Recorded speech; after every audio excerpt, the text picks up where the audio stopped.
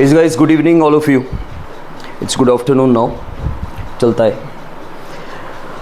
Again हम लोग accounts में अकाउंटिंग टर्म्स का एक बार रिवीजन देख लेते हैं. ठीक है, डेली हमें और 2-3 दिन अकाउंटिंग टर्म्स का रिवीजन हमें देखना ही है. ठीक है, मनाली तुमको थोड़ा बहुत कम ज़्यादा समझ में आएगा क्योंकि फर्स्ट डे है. अगर मैं डीपली जाता हूँ तो आएगा, लेकिन अगर मैं ऊपर से जा रहा हूँ तो आपको शायद अभी समझ में नहीं आए. ठीक है, सो सबसे पहला अकाउंटिंग टर्म जो है हमारा that is a transaction. Transaction का मतलब होता है किसी चीज़ की लेन देन. ठीक है, किसी चीज़ की लेन देन करना, वरना नहीं, किसी चीज़ की लेन देन. किन चीज़ों की लेन देन? Mainly cash, goods, assets. ठीक है, generally there are 2 types of transaction. एक होता है इकोनॉमिक ट्रांजैक्शन, दूसरा होता है non economic transaction. Economic transaction मतलब जिसमें पैसा इन्वॉल्व है, और नॉन इकोनॉमिक ट्रांजैक्शन मतलब जिसमें पैसा इन्वॉल्व नहीं है. हम कौन? हम हमारे बिजनेस में इकोनॉमिक ट्रांजैक्शंस ही रिकॉर्ड करते हैं, मतलब जिसमें पैसा इन्वॉल्व है. बिना पैसे की बात नहीं करने की भाई. ठीक है, मैं किसी पार्टी वार्टी में कभी जाता हूँ तो मेरा फ्रेंड सर्कल बोलता है, बोले चुप क्यों बैठा है? तो मैं बोलता हूँ मैं बोलने का पैसा लेता हूँ. मैं बोलने का पैसा लेता हूँ ना भाई, मैं कहाँ कुछ गलत बोल रहा हूँ. मैं बोलने का पैसा ही तो लेता हूँ, ये तो मेरा प्रोफेशन है. तो उनको मैं मस्ती मजाक में बोलता हूँ कि मैं बोलने का पैसा लेता हूँ, पैसा दो तो बोलूँ, अच्छी बातें बोलूँगा, सोच के बोलूँगा, नहीं तो सुन रहा हूँ.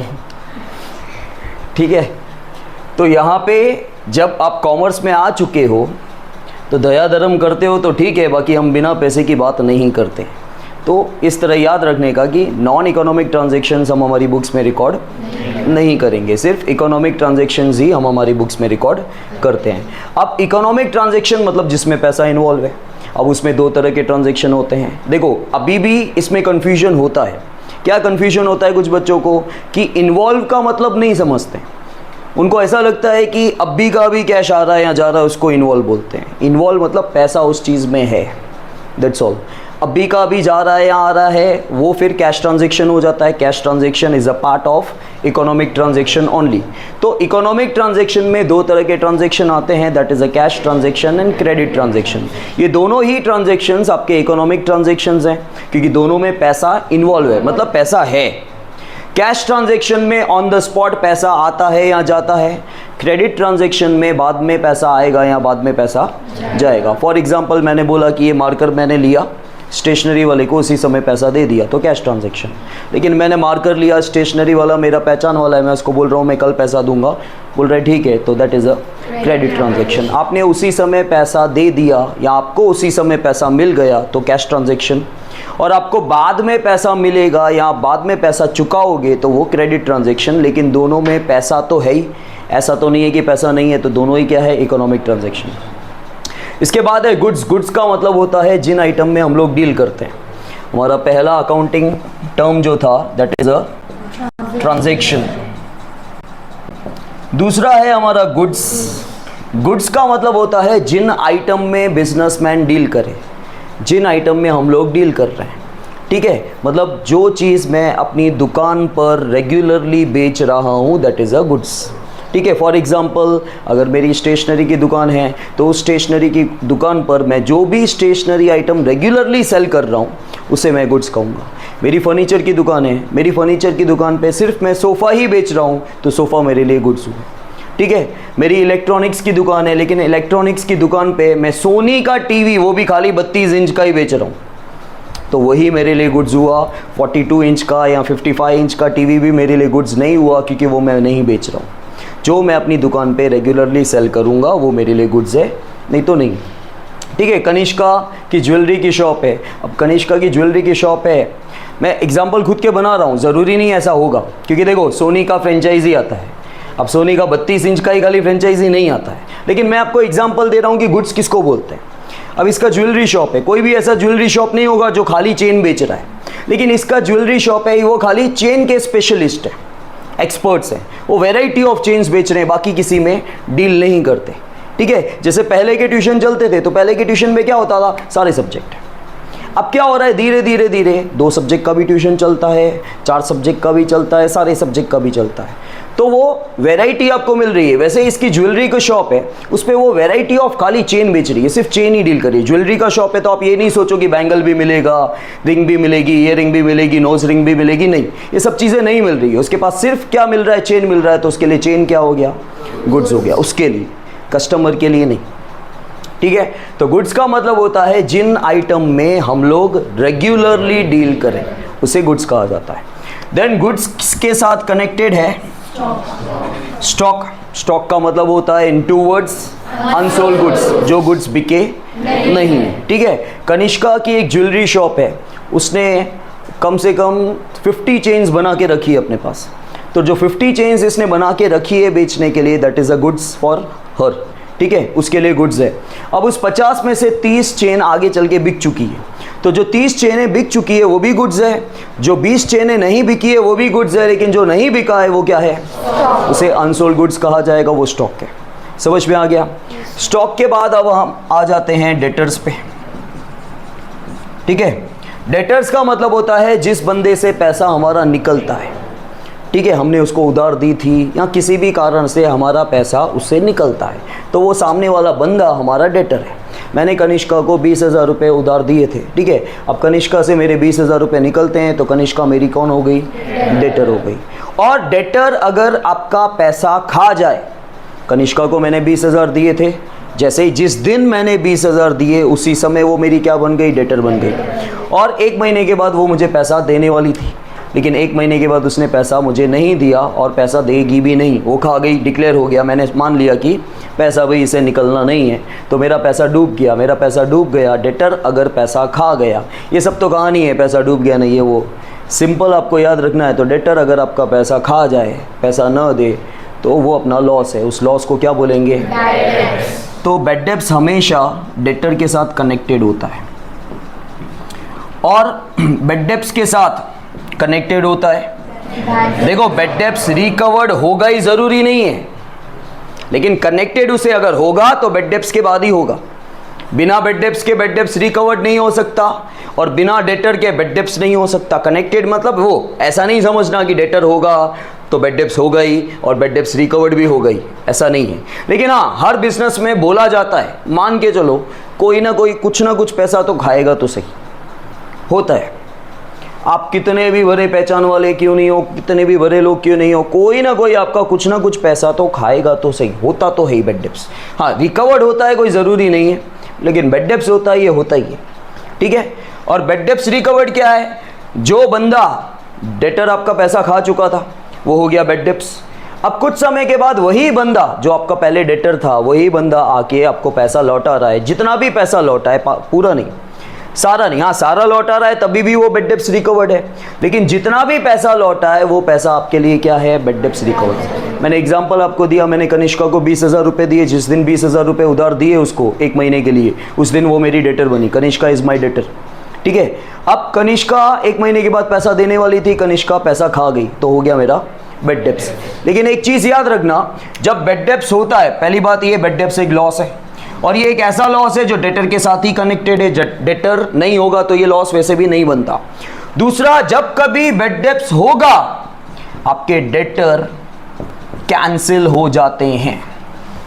अब वो डेटर नहीं रहा, अब वो डेटर, ये आपको आगे चल के बहुत अच्छे से पता चलेगा प्रैक्टिकल में, लेकिन प्रैक्टिकल के लिए ये सेंटेंस याद होंगे तो आपको उतना प्रैक्टिकल ईजी लगेगा, ठीक है। तो आपको ये चीज़ें अभी से याद रखनी है, क्योंकि प्रैक्टिकल में तो हर वक्त मैं ये बोलूँगा, लेकिन आपको पहले से ही पता होगा तो आपको प्रैक्टिकल धर से आ जाएगा। उस समय रीज़न ही रीज़न चाहिए आपको। जब बैड डेब्ट्स होता है तो जिसकी वजह से बैड डेब्ट्स होता है, जो हमारा डेटर है वो डेटर, क्योंकि अब वो डेटर नहीं रहा। आपने क्या बोला, मेरा पैसा गया, आप कुछ एक्सपेक्टेशन रख रहे हो कि पैसा आएगा, नहीं, मतलब आपको डेटर कैंसिल कर देना होता है। अब डेटर हो गया कैंसिल, अब डेटर नहीं, आपकी बुक्स में कनिष्का नाम का बंदा नहीं है, वो कैंसिल हो गया, वो डेटर आपका नहीं है, ठीक है। इसलिए तो जब बैड डेब्ट्स रिकवर्ड होता है तो हम डेटर वर्ड यूज नहीं करते, क्योंकि बंदा तो वही है, यहाँ पे है।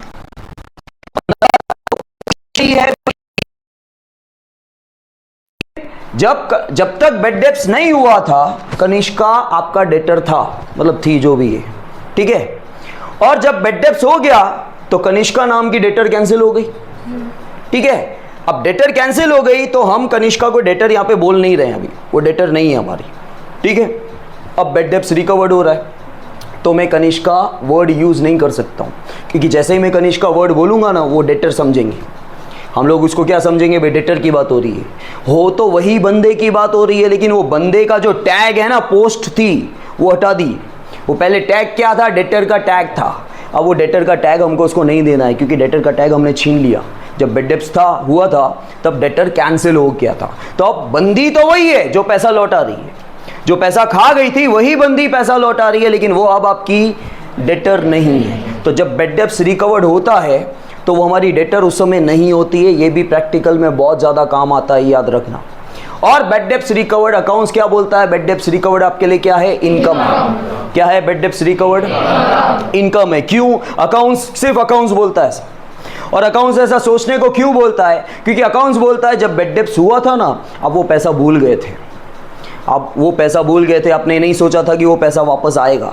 आप जिस पैसे को भूल गए थे, चलो पैसा वही आ रहा है और उसी बंदे से आ रहा है, लेकिन फिर भी अकाउंट्स बोलता है क्योंकि आप उस पैसे को भूल गए थे, अब वही बंदे से वही पैसा, डूबा हुआ पैसा आ रहा है, तब भी वो आपकी इनकम है, आपके लिए नया पैसा है। क्यों, क्योंकि पहले आप उसको टोटली भूल गए थे। समझ में आया, आप उसको भूल गए थे टोटली। ठीक है, तो ये हमारी क्या है, बेड डेब्ट्स रिकवर्ड, अकाउंट्स बोलता है ये। वैसे इनकम नहीं है देखा जाए तो। ठीक है, मैंने सब कुछ अपलोड किया है, 2 दिन का तुम वीडियो देखना, समझ में आ जाएगा, उसमें और डिटेल में है। अभी भी मैं डिटेल जा रहा हूँ, लेकिन बहुत जल्दी जा रहा हूँ, करवाया तो पहले भी मैंने यही है। ठीक है, अब बेड डेब्ट्स रिकवर्ड के बाद क्रेडिटर्स, जो डेटर का उल्टा होता है। डेटर का मतलब मैंने क्या बोला, जिस बंदे से अपना पैसा निकलता है, सामने वाला बंदा अपना डेटर है। और क्रेडिटर मतलब जब सामने वाला बंदा अपने से पैसा मांगे तो सामने वाला बंदा क्रेडिटर है। सामने वाले बंदे से मैं पैसा मांग रहा हूं तो सामने वाला बंदा, दोनों में सामने वाला बंदा कौन है, हम कौन है, नहीं, सामने वाला बंदा कौन है। अगर मेरा पैसा निकलता है तो सामने वाले बंदा जो है मेरा डेटर है। अगर सामने वाले बंदे का मुझसे पैसा निकलता है तब भी सामने वाला बंदा मेरा क्रेडिटर है। मेरा पैसा निकलता है तो डेटर, उसका पैसा मुझसे निकलता है तो वो मेरा क्रेडिटर। ठीक है, अच्छा, क्रेडिटर के बाद मैंने आपको बताया था एसेट्स। एसेट्स का हाल फिलहाल जो मतलब मैंने आपको बताया था वो ये है, जो कुछ भी फ्यूचर में मिले, जो कुछ भी फ्यूचर। देखो एसेट्स और लायबिलिटी है ना, इतना समझाऊंगा मैं आगे चल के, अभी मुझे समझाना नहीं है, क्योंकि उसके लेवल के एग्जांपल्स मुझे अभी देने पड़ेंगे और वो फिर बहुत डीप चला जाएगा। वैसे भी प्रैक्टिकल में बहुत ज़्यादा डीपली मैं समझाता ही हूँ ये। खाली आप जो प्रैक्टिकल में यूज़ होते हैं ना वर्ड्स, वो याद रखो कि जो कुछ भी फ्यूचर में मिले वो हमारी, अब क्यों मिले, किस लिए मिले, वो सब आपको आगे अच्छे से समझाऊंगा। सिर्फ ये चीज़ बार बार आपको, क्योंकि यही मेन चीज़ है जो यूज़ होती है, कि जो कुछ भी फ्यूचर में मिले वो हमारी एसेट्स, और जो कुछ भी फ्यूचर में पे करे वो हमारी लायबिलिटी। ठीक है, लायबिलिटी भी बोल सकते हैं, लायबिलिटीज़ भी बोल सकते हैं। इसके बाद है कैपिटल।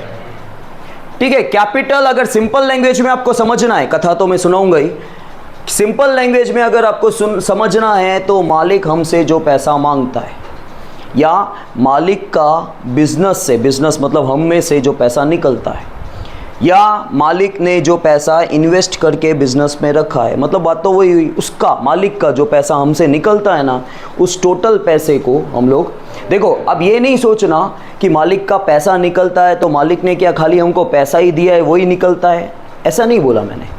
मैं पैसा निकलता है मतलब उसने जो भी इन्वेस्ट किया ना उसका टोटल हमने किया। क्योंकि आज वो फर्नीचर लेके आया तो वापस फर्नीचर थोड़ी लेके जाएगा, आज वो गुड्स लेके आया तो वापस गुड्स नहीं लेके जाएगा, उन सब का टोटल करेगा, उतना पैसा निकलता है उसका। ठीक है, अगर उसने 15 लाख रुपए कैश इन्वेस्ट किया, 20 लाख के गुड्स लेके आया, 15 लाख का फर्नीचर बनाया, तो भाई टोटल वो हमसे 50 लाख रुपए मांगेगा। फर्नीचर की जगह वापस फर्नीचर लेके नहीं जाएगा। समझ में आया? तो ये मत सोचना कि आज मैं ऐसा बोल रहा हूँ कि उसका जितना पैसा निकलता है, तो कुछ बच्चे सोचेंगे सर उसने तो 15 लाख ही डाला था खाली, तो बाकी फर्नीचर और गुड्स, तो बोले फर्नीचर का फर्नीचर लेके जाएगा ना, गुड्स का गुड्स लेके जाएगा। ऐसा नहीं होता है, उसने टोटल इन्वेस्टमेंट कितने की उतना पैसा वो हमसे मांगता है। समझ में आया? तो कैपिटल क्या है? कैपिटल बिजनेस के सिर पे, हमारे सिर पे एक कर्जा है। कैपिटल हमारे सिर पे एक कर्जा है, और ये कर्जा मांगने वाला कौन है? ओनर। ओनर बिजनेस तो हम है ना, बिजनेस, हाँ बिजनेसमैन मतलब ओनर ही, ठीक है। ये रीड करके आइए, लगता है नहीं बिजनेसमैन तो वहीं पे वर्ड यूज़ होता है डेफिनेशंस में, ठीक है। चलो कोई नहीं, ओनर बोलो, मालिक बोलो, बिजनेसमैन बोलो, एक ही बात है कि हाँ ये जो कर्जा है, देखो नॉर्मल कर्जा मालिक के अलावा आपसे कोई भी मांगता है ना, तो वो सिंपल उसको लायबिलिटी बोलते हैं। And this is also one of the liability. कोई भी कर्जे को, आज से तुम किसी से भी 5 रुपये भी उधार लेते हो ना आप दोस्त से, तो तुम मस्ती कर सकते हो अभी एक दूसरे के साथ, ये मेरी लायबिलिटी है, 5 रुपये तेरी एसेट से। अब तो ऐसे ही आता है। अगर आपको रिवीजन करना है हंसी मजाक में, 10 मिनट में सारी डेफिनेशन का रिवीजन हो जाता है कि चल अपने ये स्टार्ट करते हैं, इसमें ये डालेंगे, कितने का डाला, ये कैपिटल, ये मैं पर्सनल यूज़ के लिए लेके गया, ये क्या हो गया, ड्राइंग्स, ठीक है। तू मुझे 10 रुपये उधार दे रहा है, ये मेरी लायबिलिटी, तेरी 10 रुपये के लिए तेरी एसेट्स हो गई, ठीक है। अगर तुमने किसी को कुछ उधार दे दिया तो तुम्हारे लिए सामने वाला डेटर हो गया, तुमने सामने वाले से उधार ले ली तो सामने वाला क्रेडिटर हो गया, सामने वाला बंदा पैसा खा गया तो बेड डेप्स हो गया, वही बंदा वापस पैसा दे रहा है तो बेड डेप्स रिकवर्ड हो गया सर डेफिनेशन, ठीक है। लेकिन वो एग्जाम्पल देने से ही आपको इनिशियल लेवल पे समझ में आता है। 2 वर्ड्स में मैं बोल दूंगा तो फिर समझ में नहीं आएगा, ठीक है। कैपिटल का मतलब होता है एक तरह की वो लायबिलिटी है, लेकिन वो लायबिलिटी का पैसा जो हमसे मांगता है वो ओनर है। और इस लायबिलिटी के अलावा जो नॉर्मल लायबिलिटी, और कोई भी अगर आपसे पैसा मांगता है, बैंक मांगता है, फैमिली मांगती है, रिलेटिव्स मांगते हैं जिन्होंने आपको कर्जा दिया है, तो वो सिर्फ हम लोन बोल सकते हैं या लायबिलिटी बोल सकते हैं। लेकिन इस लायबिलिटी को, ये पहले तो लायबिलिटी ही है, लेकिन इस कर्जे का नाम क्या रखा है हमने, कैपिटल। जब मालिक आपसे पैसा मांगे मतलब उसका निकलता है, वो उधार नहीं ले रहा है आपसे, उसका पैसा निकलता है हमसे, तो वो कैपिटल है, ठीक है। और मालिक अपने personal use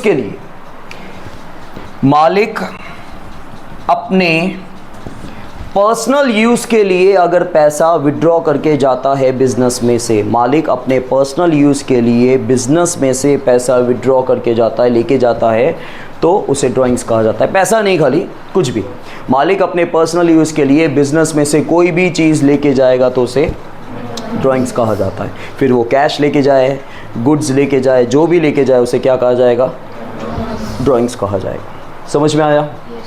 is that clear?